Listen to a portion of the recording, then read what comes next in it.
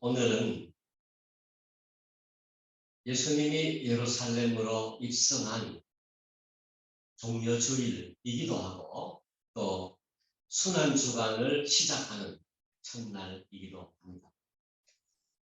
순환주간에 기독교 핵심의 모든 것이 이루어졌습니다. 순환주간에 기독교가 형성됐다라고 말을 해도 틀리지 않습니다. 그만큼 이 순환주간에 복음의 핵심이 되는 십자가의 사건이 일어났다라는 것을 우리가 기억해야 할 것입니다. 이 한 주간을 잘 알아야 구원도 알고 진리도 알 수 있습니다. 그런데 많은 사람들이 이 한 주간, 이 복음의 핵심이 들어있는 이 한 주간을 그냥 가볍게 소홀히 지낼 때가 굉장히 많습니다. 예수님께서 왜 십자가에 죽으셨는가? 예수님이 왜 십자가에서 보혈을 흘리셨는가? 하나님이 인간의 몸을 입고 이 세상에 오셔서 왜 십자가에 죽으셔야만 했는가? 이 사실을 우리가 다시 한번 깊이 생각하는 그런 날이 되었으면 좋겠습니다. 순환주간은 주님의 고난, 십자가를 깊이 묵상하면서 우리의 삶을, 우리의 마음을 새롭게 하는 주간이면서 부활을 준비하는 그런 기간이라고 할 수 있습니다. 그래서 오늘 순환주일에 예수님의 십자가와 보혈, 십자가 그리고 보혈이라는 제목의 말씀을 같이 생각하기를 원합니다. 오늘 이 말씀 중에, 본문 중에 제일 끝에 49절에 보면 이런 말씀이 있습니다. 예수님이 지금 십자가에 달리셨거든요. 달리실 때 49절 보시면 예수를 아는 자들과 갈릴리로부터 따라온 여자들도 다 멀리 서서 이 일을 보니라 그랬습니다. 그러니까 지금 예수님이 십자가에 달리셔서 몸의 피를 흘리고 계시는 그 장면을 이들이 친히 바라보았다는 거죠. 예수님을 아는 사람들 또 갈릴리로부터 따라왔던 그 여인들도 예수님의 십자가 현장에서 그것을 바라보고 있었다라는 이야기입니다. 여러분 우리 찬송가 중에 거기 너 있었는가 찬송 아시죠? 그죠? 거기 너 있었는가 그때에 주님 그 십자가에 달릴 때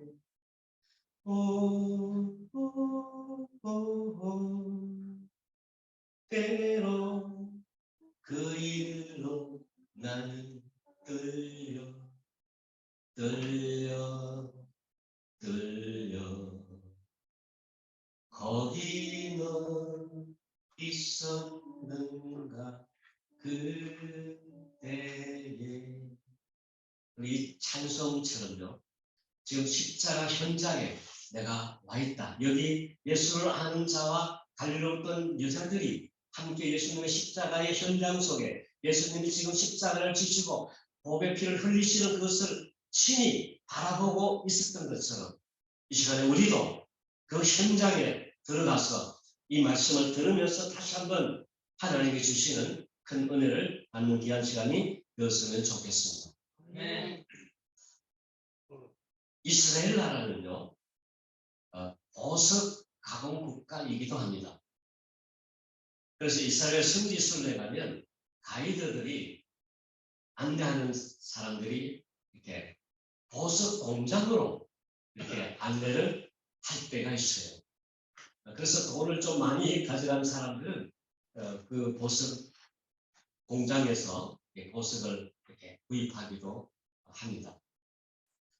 거기 이제 손님들이 보석 공장에 이제 가게 되면 거기서 가장 먼저 그 보석의 가공하는 그 현장을 이렇게 둘러보게 합니다.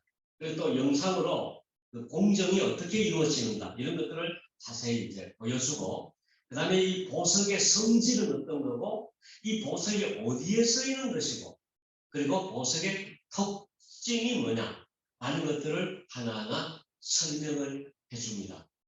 그런데 그 보석들 중에 어떤 보석은요, 바라보는 면에 따라서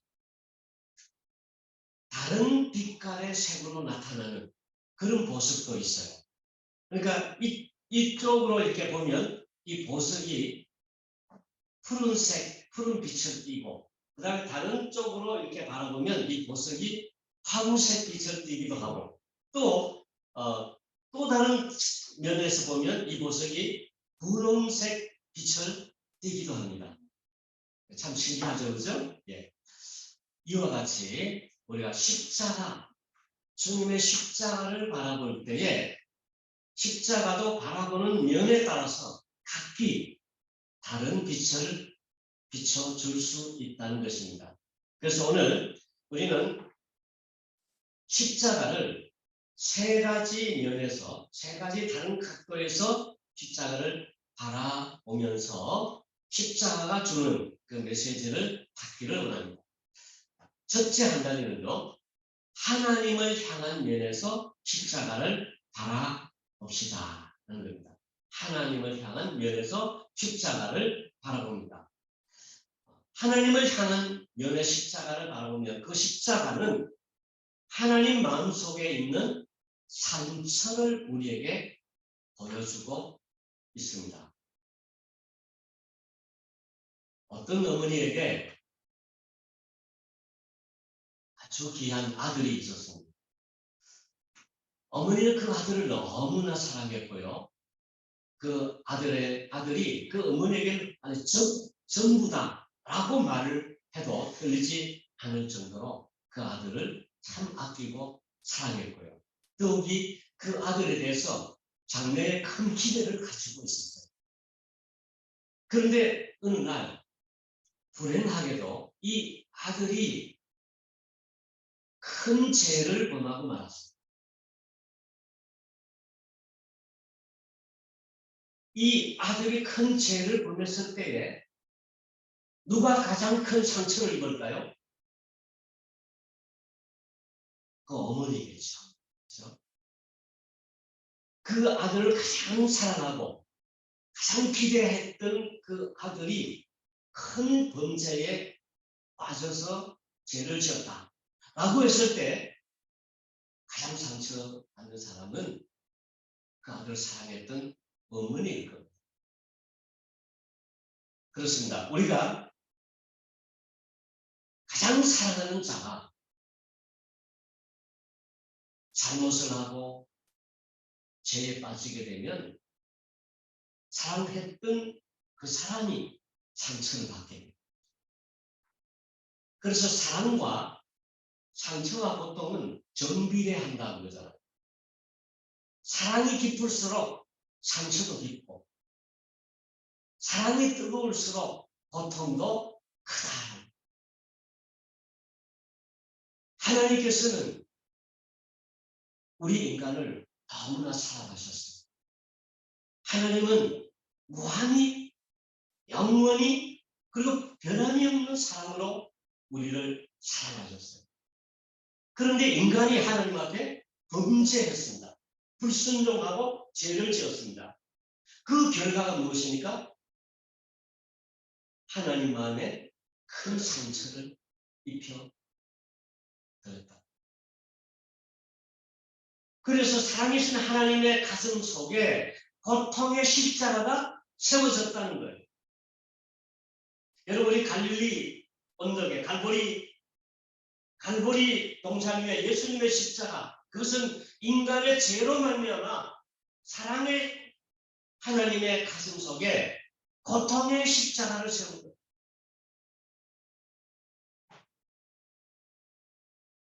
그럼 우리는 기억해야 합니다.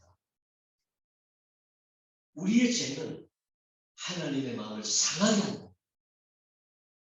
내가 짓는 죄는 하나님 가슴 속에 십자가를 세우는 거라는 거예요. 우리가 하나하나 죄를 더 짓게 되면 하나님 마음속에 다시 모습을 받는 것과 같다는 것입니다. 그러므로 우리 예수 믿는 사람들은 죄를 멀리해요. 우리의 죄는 하나님의 고통을 의미하기 때문에 그렇습니다. 두 번째는요, 예수 그리스도의 면에서 십자가를 바라보자. 우리 앞에서는 하나님을 향한 면에서 봤어요. 근데 이번에는 예수 그리스도 면에서 십자가를 바라보자. 예수 그리스도 면에서 십자가를 바라보면 그 십자가는 속죄의 제사로 보이는 거죠. 속죄의 희생, 대속의 희생이라는 거죠. 우리 성경을 읽어보면 신약 성경 전체가 우리에게 분명히 예수님의 십자가는 대속의 십자가였다는 것을 말씀해 주고 있어요. 세례 요한이 예수님을 보고 사람들에게 소개할 때 뭐라고 했습니까? 보라, 세상 죄를 지고 가는 하나님의 어린 양이로다. 예수님 자신도 뭐라고 했습니까? 나의 온 것은 나의 목숨을 많은 사람들의 대속물로 주려 합니다. 이렇게 말씀하셨습니다. 예수님은 우리 인간의 모든 죄를 사하기 위해서 대속물로 속죄의 제사를 드리기 위해서 오셨다. 이렇게 말씀하신 거예요. 그래서 사도 요한이 요한일서에 보면 이렇게 말했습니다. 사랑은 여기 있으니 우리가 하나님을 사랑한 것이 아니요 오직 하나님이 우리를 사랑하사 우리 죄를 위하여 화목제로 그 아들을 보내셨다. 뭐라 보냈다고요? 화목제로 그 아들을 보냈다. 그렇기 때문에 예수 그리스도 편에서 십자가를 바라볼 때에 그 십자가는 만민의 죄를 대속하기 위한 속죄의 제사입니다.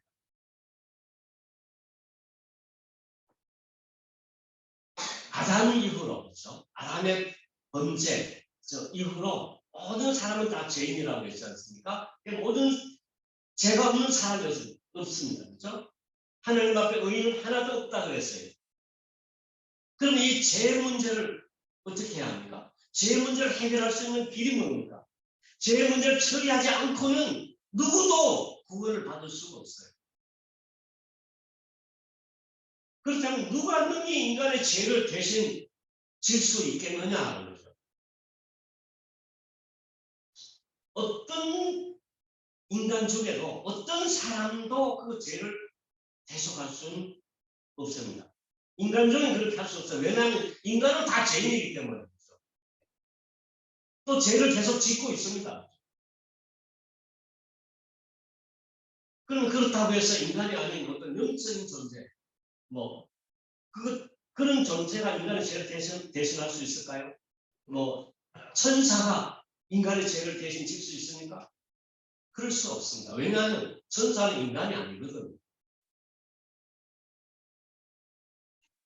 결국 인류의 죄를 대신 대속할 수 있는 분은 인간이면서 죄가 없는 사람이에요. 인간이면서 죄가 없는 사람이 이 세상에 어디 있어요?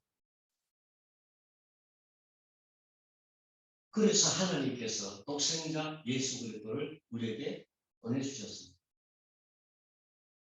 인간의 몸을 입으셔야 하셨지만 죄는 없어야 되잖아요. 죄 없이 오셔야 했기 때문에 동정녀 마리아를 통해서 성령으로 잉태한 거예요. 마리아와 요셉의 인간의 결혼을 통해서 혈육을 통해서 왔다면 예수님도 죄인일 겁니다. 그렇지만 예수님은 인간의 몸을 입으셨고 뿐만 아니라 성령으로 잉태하셨고 그분은 죄가 없으신 분이요 구원자로서의 자격을 갖추게 된 것입니다. 그리고 그는 많은 사람의 죄를 대신해서 십자가에서 보혈 피를 흘리시며 죽으셨어요. 그래서 하나님 앞에 단번에 희생의 제사를 드려 주셨습니다.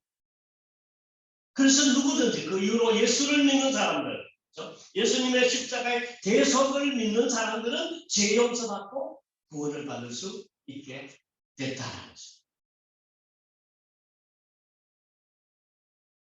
십자가는 대속의 제사입니다. 세 번째는요. 그러면 인간적인 면에서 십자가를 바라보자. 그죠? 네. 인간의 면에서 십자가를 바라볼 때에 그 십자가는 우리 그리스도인들의 삶의 원리를 제공해 주고 있습니다. 예수님이 이렇게 말씀하셨죠. 하늘의 미랄이 땅에 떨어져 죽지 아니하는 하늘 그대로 있고 죽으면 많은 열매를 맺느니라 그러셨거든요. 네.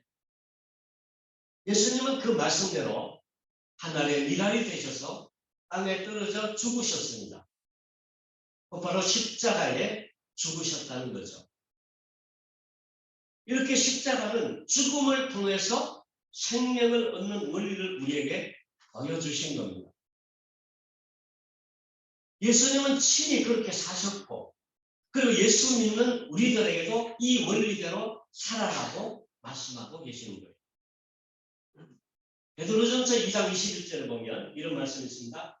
이를 위하여 너희가 부르심을 입었으니 그리스도도 너희를 위하여 본을 받으사 너희에게 본을 끼쳐 그 자취를 따라오게 하셨느니라. 예수님이 본을 받으시고 그 자취를 그 본을 보여주시면서 따라오도록 믿는 자들이 따라오도록 해주셨다는 거죠.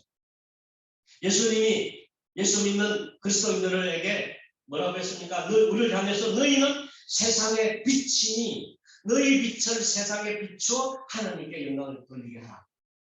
그렇게 말씀했잖아요. 그죠? 근데 빛이 비추려고 하면은 희생이 필요하다는 거예요. 촛불 아잖아요? 촛불의 그 빛이 비추려고 하면 어떻게 해요? 그 초 자체가 어떻게 타서 녹아져 소모가 돼야 돼요. 그래야만이 빛을 발할 수 있지 않습니까? 지금 촛불 안 켜고 전기 켜잖아요. 그럼 전기는 다릅니까? 아니에요. 전기도 역시 전기가 소모가 돼야, 그죠? 전기가 사용되면서 빛을 발할 수 있잖아요. 희생 없이 빛을 발할 수 없다는 겁니다. 또 말씀하셨죠? 너희는 세상의 소금이니, 소금이 맛을 잃으면 아무 쓸데없어서 밖에 버리고 사람 왜 밟히느니라 그렇게 말씀하죠. 소금도 그렇습니다. 소금도 스스로 녹아져 없어져야 음식의 맛을 내지 않습니다. 그렇죠? 소금이라고 하는 자기의 형체는 녹아서 없어지고 맛은 살아나는 거예요. 그렇죠? 희생을 통해서 또 새로운 것을 살려가는 것을 볼 수 있습니다. 예수님은 실제로 이런 원리에 따라서 사셨고 십자가에 죽으면서 모든 믿는 자를 향해서 너희도 이 원리대로 살아라 라고 우리에게 말씀하신 거예요. 죽음을 통해서 생명을 얻으라는 거예요. 희생을 통해서 승리하라는 거예요. 섬김과 겸손을 통해서 사람들에게 존귀함을 얻으라는 거예요. 이게 역설적인 원리. 이것이 바로 십자가의 정신이에요. 십자가의 정신이 없는 생활은 그리스도인의 생활이 아니다.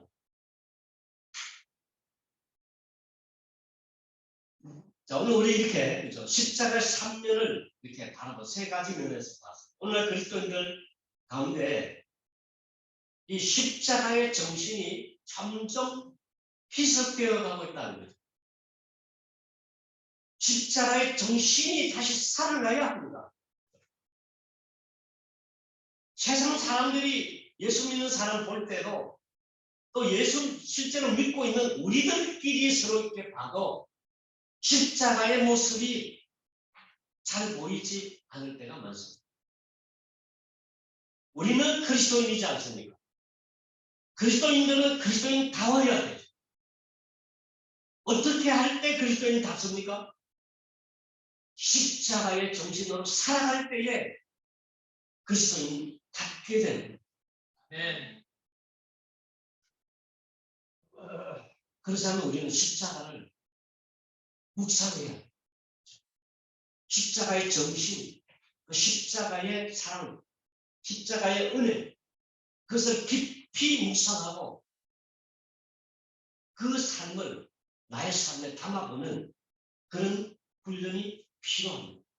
그래서 우리 순환주간을 이렇게 지내면서 바쁘고 힘든 세상이 또 그렇겠지만 이 주간만큼은 특별히 여러분 십자가를 깊이 생각하고 묵상하는 그런 한 주간이 될 수 있기를 바랍니다. 그 십자가를 묵상하면서 우리의 마음, 우리의 삶을 한번 새롭게 하는 그런 기회가 될 수 있기를 바랍니다.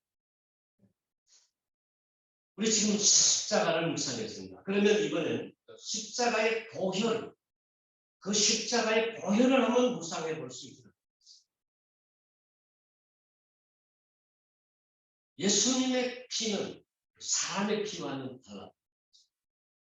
예수님의 피를 우리는 그냥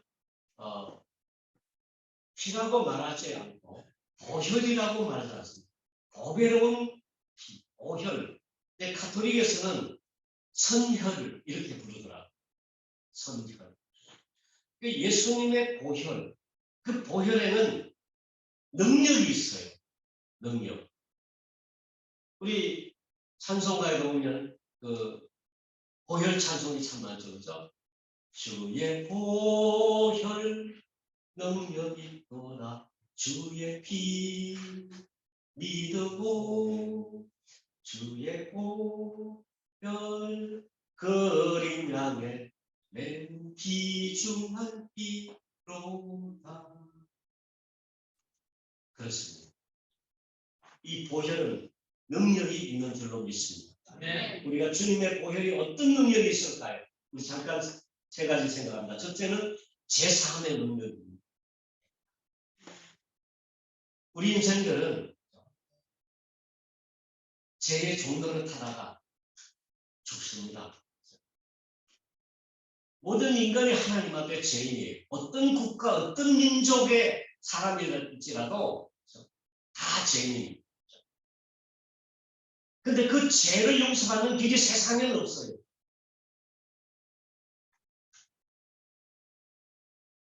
그래서 하나님께서는 예수님을 우리에게 보내주십니다. 우리가 어릴 때 나쁜 짓 하고 잘못하면 숨잖아요. 숨어 있으면 저녁이 되고 밤이 되고 이러면 누가 찾아옵니까? 어머니가 찾아와요. 어머니가 찾아와서 집으로 가자. 안 가요. 집에 가면 아버지한테 맞아 죽고요. 그럼 어머니가 뭐라 해요? 내가 말해줄게. 내가 아버지의 마음을 달래줄게. 나하고 같이 가면 돼. 염려하지 마. 그런 어머니 앞세우고 뒤에 얼굴 따라가잖아요. 어머니가 중간 역할, 우리 중간 역할을 해주시는 분이 바로 예수님. 하나님과 인간 사이, 정말 원수, 범죄 이후로 원수 같은 사이가 근데 바로 예수님이 그렇죠? 하나님과 우리 인간 사이 중보가 되고 중보자가 되셨다. 그래서 예수님이 우리의 잘못, 우리 죄를 그렇죠? 용서하기 위해서 십자가에서 보배 피를 흘려주셨다. 그래서 예수를 믿으면 우리의 모든 죄가 사함을 받게 된다는 것입니다. 예수님의 보혈은 죄를 사하는 능력이 있다. 아멘. 그 다음에 또 예수님의 보혈은 마귀에서 해방시키는 능력이 있어요. 마귀에서 해방시키는 능력이. 인간은 그죠? 마귀의 지배 속에서 살고 있는 거예요. 우리는 눈에 보이는 앞에 것만 보지만 우리 뒤에 뭔가 있어요. 여러분 계속 죄를 범하는 사람들 보세요. 계속 나쁜 짓하고 죄를 범하는 사람 배후에 그 뒤에 뭔가 있어요. 뭐겠습니까? 마귀가 있다는 거예요. 여러분 장기 뜰 줄 아세요? 바둑 말고 장기. 이 장기에 보면 다 조를 앞에 놓고 조를. 그죠? 조를 앞에 놓고 왕은 뒤에 숨어 있어요. 그죠? 네. 인간의 모든 염려, 질고, 인간의 모든 시험, 재앙, 불행, 이 문제 뒤에 뭔가 숨어 있어요. 그게 누구냐면 마귀다. 세상 인간은 이 마귀를 이길 수가 없어요. 우리 힘으로는 도저히 마귀를 이겨낼 수가 없어요. 그런데 예수님께서 마귀를 이기신 줄 믿습니다. 아멘. 예수님이 십자가에서 마귀의 머리를 깨뜨려 버렸어요. 예수님의 보혈이 마귀의 온누에서 우리를 해방시켜 줍니다. 아멘. 여러분 귀신 들린 사람들 있잖아요. 보혈 찬송 불러보세요. 벌벌 뜹니다. 예수의 보혈 찬송 부르면 귀신이 무서워하고 도망쳐요. 눈 맞춰보세요. 바로 우리 눈 못 맞아요. 못 봅니다. 그렇죠? 예수님의 십자가의 보혈은 능력이 있기 때문에 마귀가 쫓겨납니다. 아멘. 할렐루야. 아멘. 세 번째, 예수님의 보혈은 화목시키는 능력이 있어요. 화목시키는 능력. 우리 사람들 이 마음속에 이 담 쌓는다는 얘기죠. 이 참 점처럼 무너지기 쉽지 않아요. 그렇죠? 죄는 하나님과 인간 사이에 장벽을 쌓았어요. 그래서 하나님과 인간 사이가 원수 지간이 됐지 않습니까? 그러나 예수님께서 십자가에서 스스로 한옥제물이 되어 주셨습니다. 그러므로 하나님과 인간 사이의 그 장벽이 무너지게 됐다는 것입니다. 예수님이 십자가에서 보혈을 흘려주심으로 하나님과 우리 인간 사이에 장벽이 무너지고 화목케 하셨다. 네. 여러분 구약의 제사를 보면은 제사는 원래 매일 이렇게 지내지 않습니까? 지내는데 가장 큰 제사는 1년에 한 번 드리는 대속죄일 제사가 있어요. 그 7월 10일 그 대속죄일 제사, 그 제사는요 이스라엘 백성 전체를 위해서 드리는 제사예요.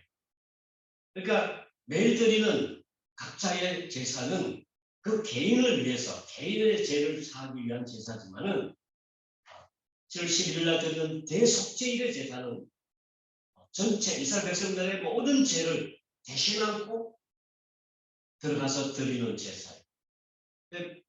일반적인 제사는 어디서 드립니까? 그냥 속죄소서 드려요. 근데 이 대속죄일에는 지성소, 아까 찬송에도 지성소가 나왔지만 지성소로 들어가서 드리는 거예요. 그 지성소에는 누구만 들어갈 수 있느냐? 대제사장만이 들어갈 수 있는 1년에 한 번. 그곳에 가서 제사를 드릴 때에 그렇죠? 무엇을 가지고 들어갈까요? 떡을 만들어, 맛있는 떡을 만들어 갈까요? 아니면 가위를 가지고 갈까요? 아니, 어린 양의 피. 그렇죠? 어린 양의 피를 그 성소 제단에 뿌립니다. 그렇게 할 때에 이스라엘 백성들이 그 속죄 제사를 통해서 저주와 멸망과 고통에서 이스라엘 백성들을 건져내는 그 피로 건져내는.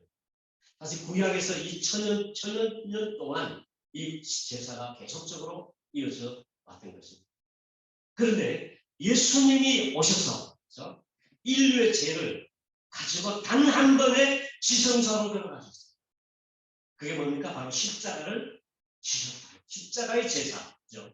그 십자가의 제사로 인류의 모든 죄를 대신 지시고 속하여 주셨다. 여기 그때 예수님은 양의 피로 제사 드리는 게 아니에요. 자신의 피로 예수님의 보혈로 제사를 지내셨어요. 동시에 예수님 자신이 제사장도 되시고 예수님 자신이 제물도 되셔요. 그래서 영원한 속죄를 예수님이 이루어 주셨습니다. 예수님이 이렇게 보혈의 피를 십자가에서 흘리셔 제사를 드림으로 말미암아 하나님과 우리 사이가 화목하게 됐다. 에베소서 2장 12절 13절을 보면은 그때의 너희는 그리스도 밖에 있었고 이스라엘 나라 밖에 사람이라. 약속의 언약에 대하여는 외인이요 세상에서 소망이 없고 하나님도 없는 자이더니 이제는 전에 멀리 있던 너희가 그리스도 예수 안에서 그리스도의 피로 가까워졌느니라. 이렇게 말합니다. 그리스도 피로 이 보혈로 하나님과 인간 사이가 화목됐을 뿐만 아니라 인간과 인간 사이도 예수를 믿을 때에 예수 그리스도의 보혈의 피에 의해서 멀리 있던 우리가 예수 그리스도 안에서 가까워졌어요. 화목하게 됐다는 거예요. 주님의 보혈은 화목케 하는 능력이 있는 줄 믿습니다. 아멘. 그럼 주님의 보혈을 찬양할 수 있기를 바랍니다. 아멘. 오늘 우리는 십자가를 묵상했고 그리고 십자가의 보혈을 같이 묵상했습니다. 십자가의 삼면. 십자가는 나의 죄로 말미암아 하나님 가슴 속 깊은 곳의 상처를 보여주었습니다. 그러면 우리는 죄를 짓지 말아야 되겠습니다. 십자가는 내 대신 예수님이 십자가의 대속의 제사를 지고 내 죄를 사하시고 구원하셨음을 보여주셨습니다. 그 은혜를 힘입은 우리는 보답하는 삶을 살아야 되지 않겠습니까? 또 십자가의 죽음을 통해서 그리스도인의 삶의 원리를 우리에게 보여주었어요. 우리도 예수님의 자취를 따라서 십자가의 정신으로 살아야 될 줄 믿습니다. 아멘. 우리는 십자가의 보혈을 묵상했습니다. 보혈은 능력이 있다고 했습니다. 그 보혈은 제3의 능력이 있었습니다. 모든 마귀 근처를 물리치는 능력이 그 속에 있었습니다. 예수님의 보혈은 화목케 하는 능력이 있습니다. 아멘. 오늘 이 시간에 예수님의 십자가와 보혈 앞에 다시 한번 설 수 있기를 바랍니다. 아멘. 십자가 피의 능력, 그것을 깊이 묵상해 보시기 바랍니다. 그래서 우리 순환초간을 지내면서 많이도 우리가 회개합시다. 아멘. 한번 회개의 글도 한번 써보시고 예수님의 그 사랑, 그 은혜를 감사 글도 한번 써볼 수 있기를 바랍니다. 주님께 용서를 구하고 또 다른 사람들에게 용서하는 글도 한번 써보세요.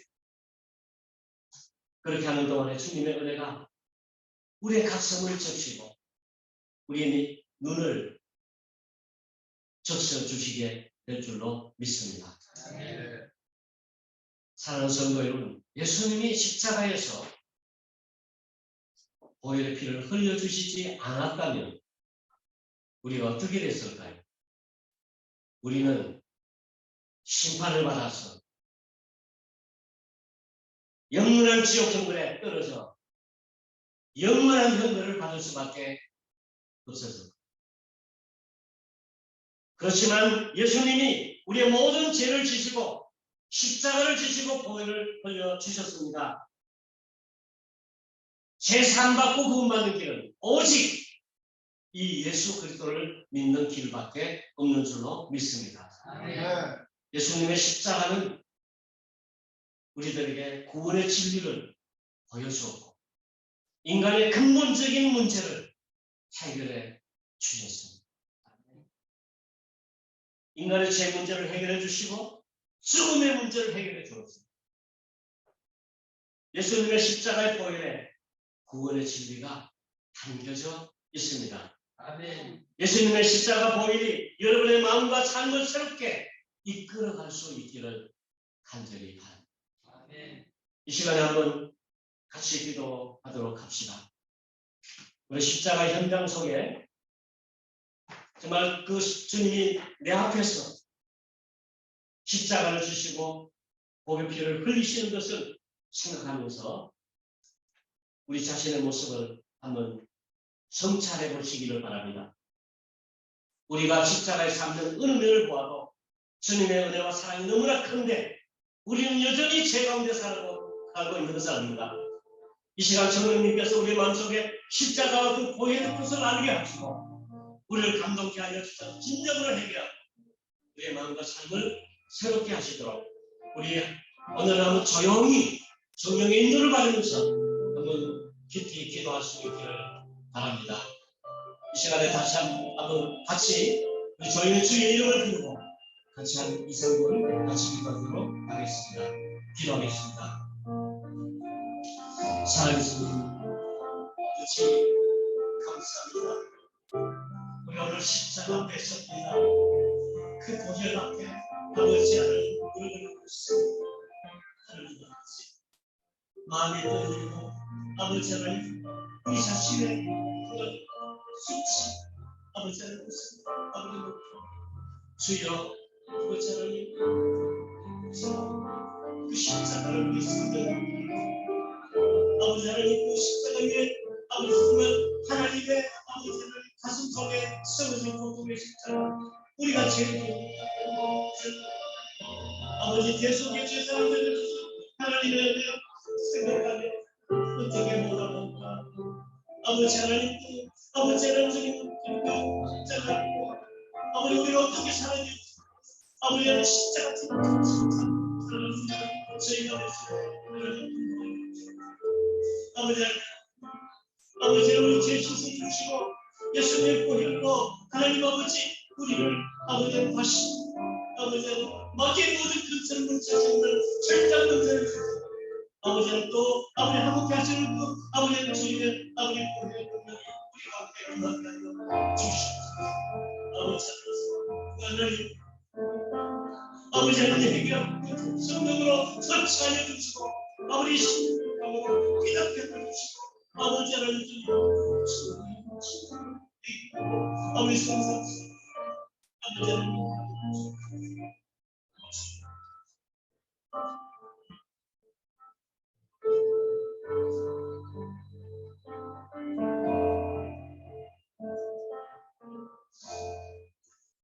사랑의 주님 나의 죄를 대속하기 위해 십자가 지시고 보배 피를 흘려주심을 감사합니다.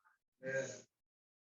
처음 믿을 때 그 십자가의 그 사랑, 그 은혜가 크게 나를 사로잡았는데 세월이 흐르면서 이제 감동도 식어지고 감사도 없고 마음이 무뎌져 있음을 고백합니다. 주님, 다시금 십자가 그리고 보혈의 메시지를 듣고 주의 은혜와 사랑을 가슴에 담게 하시니 감사합니다.